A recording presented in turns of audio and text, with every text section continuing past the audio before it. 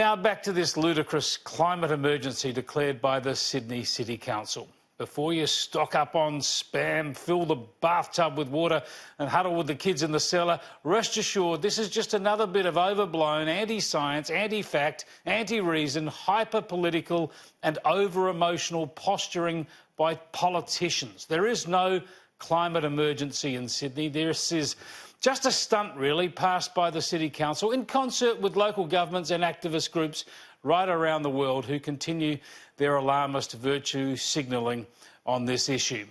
In fact, just to reassure the rest of the nation, let me show you a vision of Sydney Harbour today. Here it is, splendid, spectacular, sparkling and safe. There's been lots of rain the past few days. The temperature's going to hit the high teens today and life is good in Sydney, let me assure you. But the good burgers of the Sydney Town Hall have passed a motion declaring a climate emergency. There they are. Have you ever seen people looking so happy, colourful and joyous while declaring an emergency? That gives you a hint about the politics at play. They are all adults and they're all elected. Really makes you wonder about local government. Anyway, the council last night passed this motion and it said successive federal governments have shamefully presided over a climate disaster and now we are at a critical juncture. We face a climate emergency.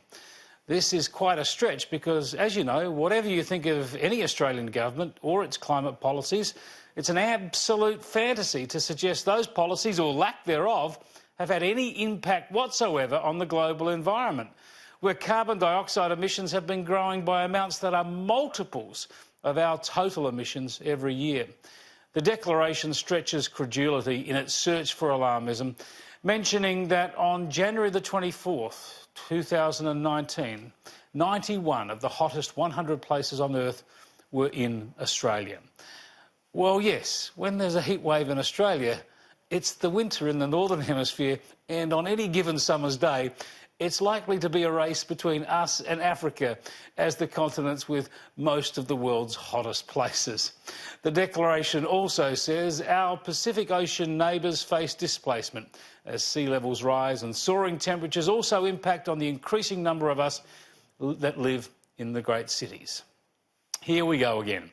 The much-threatened rising sea levels displacing our neighbours. Research shows, of course, that this is not happening, that land areas on low-lying Pacific islands is growing in more cases than it's shrinking. And as photographic records have shown over the past century or more in Sydney Harbour, where Fort Denison is a handy guide for sea levels, researchers suggest a slight rise in water levels, but as you can see, they are hardly discernible to Sydney-siders. Sadly, there are no reports of wealthy Sydney-siders rushing to sell their harbourfront properties at fire sale prices. Even climate evangelist billionaire Mike Cannon-Brookes has bought on the waterfront. I think the rumours of a climate emergency are greatly exaggerated. Don't cancel your holidays. Don't kill off the New South Wales tourism industry. It's still a safe place to visit. The biggest problem for tourists in Sydney is getting a drink after midnight, or perhaps encountering a political media class completely out of touch with reality and mainstream concerns.